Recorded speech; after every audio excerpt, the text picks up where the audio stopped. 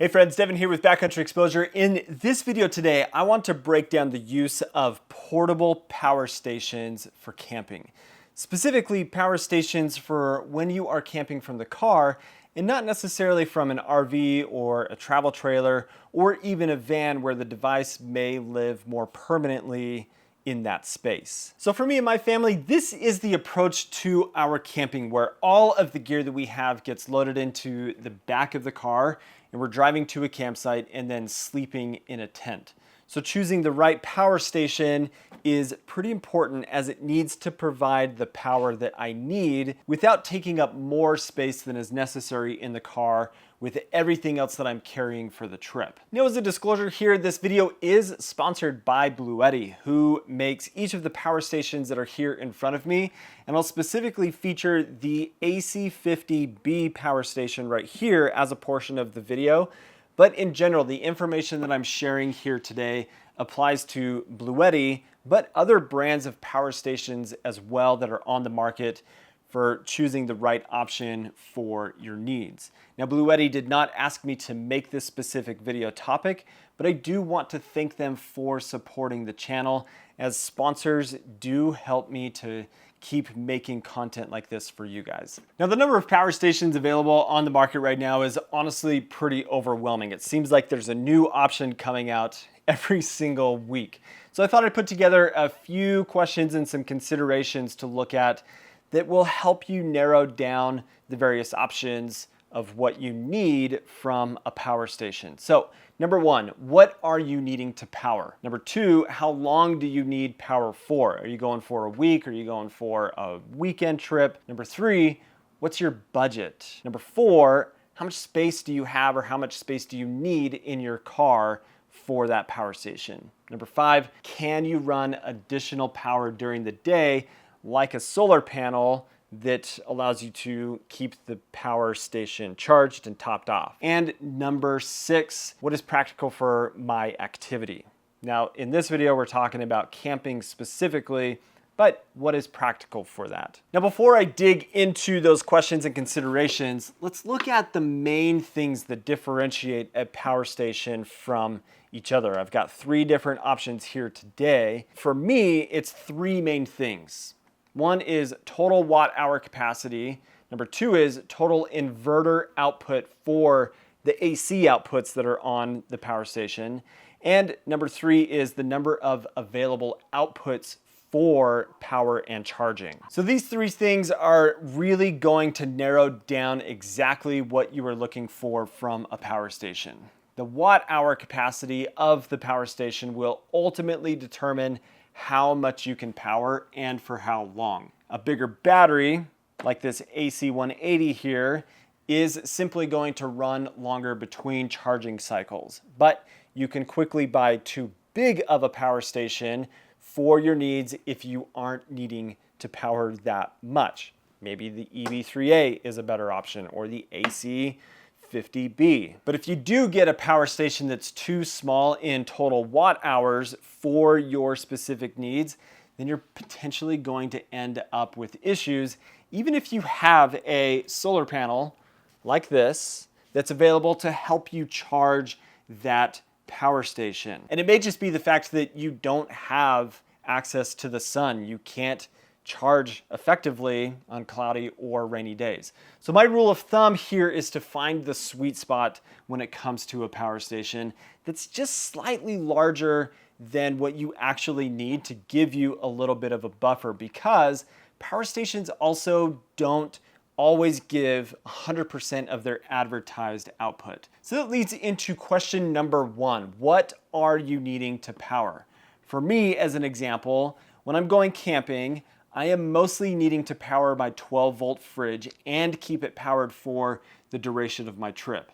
I'm often not moving my car anywhere while I'm at my campsite. Sometimes I do, but it's not enough to keep the fridge powered or to even effectively charge the power station. So I don't rely on my car being a reliable source of power to power my fridge long term, but also to charge my device. But then additionally, I'm keeping other small devices charged, like my phone, iPads, camera batteries, and camping lanterns or lights and that kind of stuff. So there may be other random things that I'm needing to charge off the power station, but those are typically the main things that I'm taking with me on a camping trip. So this also points me to start looking at power stations that have more USB ports and fewer AC outlets, because typically USB ports run off of the DC current of the power station and don't require the built-in inverter to run while it's charging, which the inverter will consume much more battery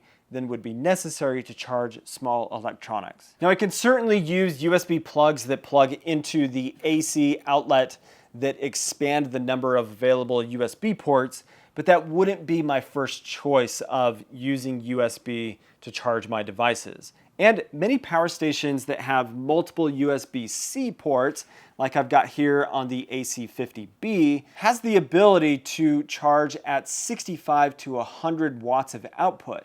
So I could charge my laptop straight from this device without having to have my charging brick plugged into the AC and with the inverter running. So what I recommend is simply take inventory of what you need to power when you're going on a camping trip and look for a power station that has ample outputs for those specific needs. Sometimes a power station will be way more focused on providing a bunch of AC outputs and less DC outputs versus other power stations that focus more on DC with more USB opportunity than having the inverter running all the time to give you what you need for charging. And so each of these bluetti power stations here all have sufficient outputs for any of the needs that I have for the devices and such that I'm taking out on a camping trip. And that includes wireless charging that's available on top of the EB3A here, as well as the AC180. The AC50B does not have that wireless charging pad here on the top. And then lastly, if you know you're going to need more power from the AC inverter, then it's important to look at how much output the inverter is capable of creating. If the inverter can't provide enough power for the device, then you're simply dead in the water and you've just wasted a bunch of money on a power station that's not going to do what it needs to do for you. So it's important to know how many watts a small appliance or power tool requires that you might be taking with you or even using at home, and make sure that you choose a power station that has an inverter like this AC180 that can deliver the power that you need. So for example, this EB3A here can power up to 600 watts when the inverter is on, with a 1200 watt power surge.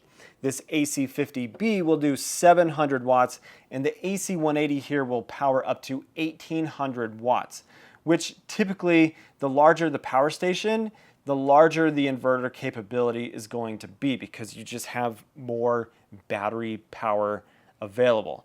But do keep in mind that items that require high levels of watts to power will also drain the battery super fast. So while this EB3A will do 600 watts, the output for this is not a massive amount. It's less than 300 watt hours, so you're not going to be able to run for a super long time on this battery. Okay, so consideration number 2 is how long do you need power for? Which basically answers that with how long are you going to be out on your trip? So a question with a question. Which this could be as easy as saying, if I'm going out for a weekend, then maybe I don't need a very big power station. But if I'm going for a full week, then I need something bigger that can power for that duration. But it's a little bit more complicated than that. Yes, do look at how long you are going for, but remember the first consideration. What are you needing to power? What are you powering while you're out on your camping trip? So let's say that you get a 700 watt hour power station because you determine from your research and looking at all your stuff that you will get through powering a fridge and basic charging of phones for a weekend trip. But that isn't necessarily going to work for a full week of camping. So do you buy a second larger power station that's over 1,000 watt hours? No. this is where you start supplementing your power needs by adding a solar panel so that you can top off the charging and power of the power station. So a good example of this is from just a week ago. I took my kids out on a camping trip and I took this power station here, the AC50B. This is only a 448 watt hour power station, but I wanted to see how it could do for a weekend of camping to power my 12-volt fridge plus additional charging of iPads and my phone and such. Now for my needs, the AC50B was a little small for total capacity, but it worked out well by having my 100 watt solar panel, this guy here, to keep the unit charged and topped off during the day, so that at night I had a full power station to run my fridge and keep everything going. Normally I would run like at least a 700 watt hour capacity for a power station, and it is proving to be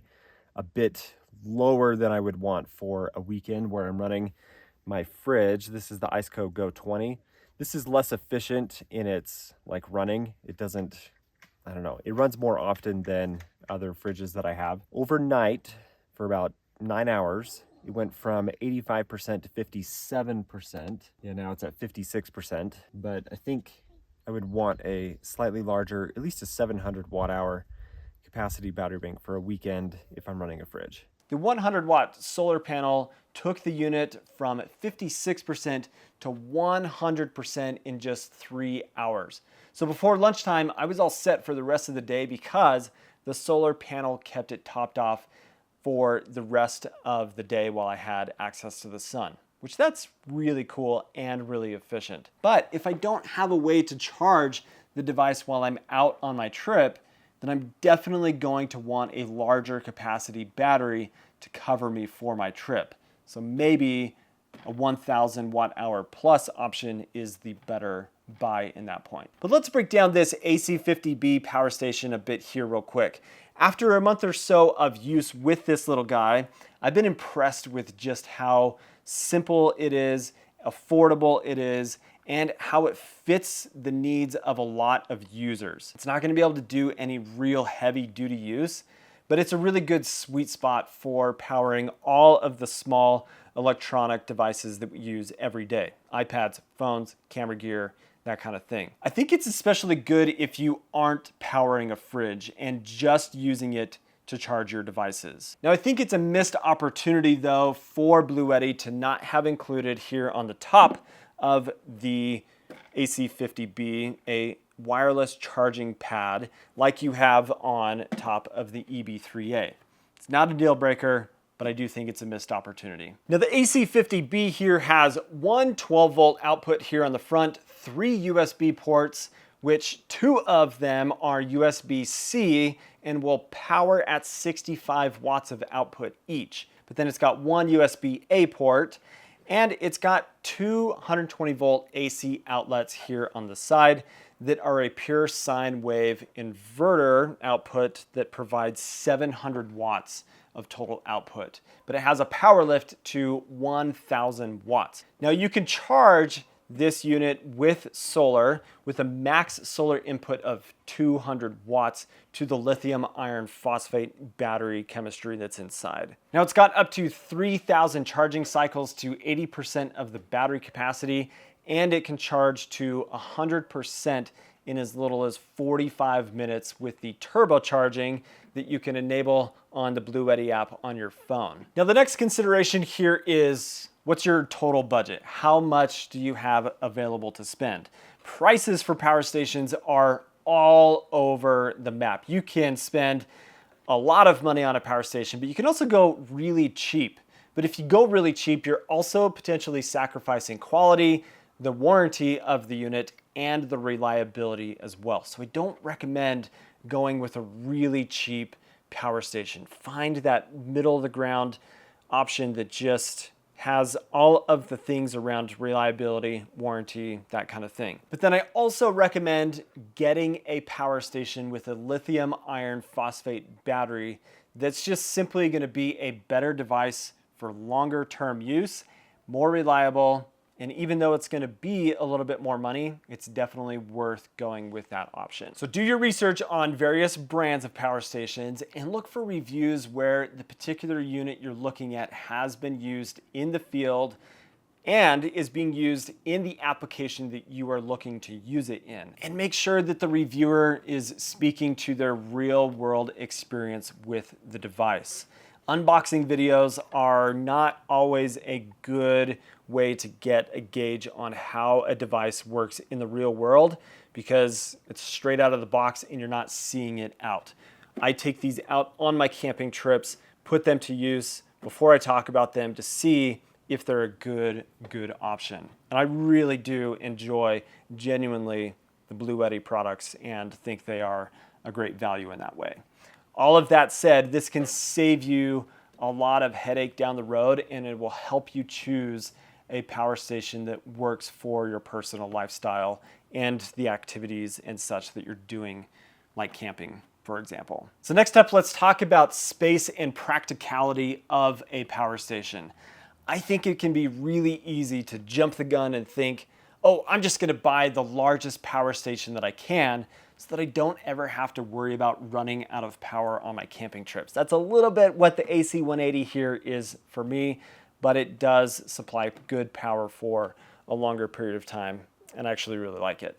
But I just don't find this approach super realistic. And same goes with a power station in a van as a more permanent fixture.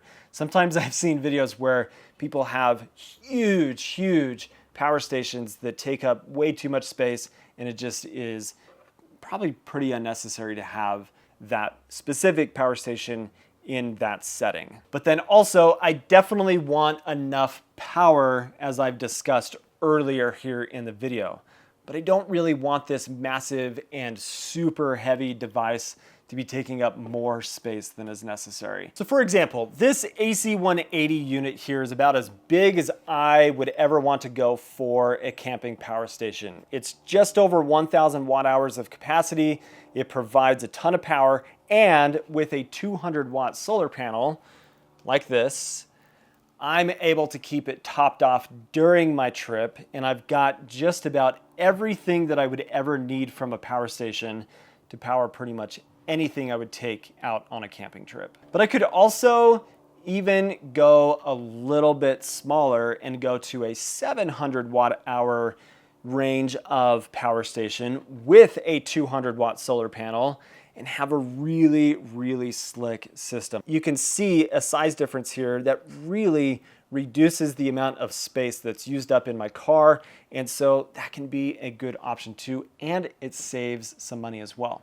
So it just kind of really comes down to your personal style, what your needs are, and what you're trying to accomplish with the system for the trips that you're going on. Now, all of this begs the question, do you really need a power station for camping? Can't you just ditch all of the electronics, use a cooler with ice, and rough it, as they say? Yeah, you can do that. You can totally do that. However, we do live in a digital world, and everyone has different reasons for how they enjoy their time in the backcountry. For example, a photographer needs a way to keep batteries charged. Individuals who rely on a CPAP machine for sleeping can get back out into the backcountry because a portable power station allows for them to get out and power that device. And there are a myriad of other scenarios that just make a power station a good, awesome thing to have in your camping gear setup. So I hope that's helpful in narrowing down a little more how to choose a power station for camping. I want to thank bluetti for sponsoring this video today. Links for each of these power stations that we've talked about down in the description. But thanks for watching today, guys. If you are not subscribed to the channel, please do subscribe. Hope you have an awesome day. We'll catch you on the next one. See you later.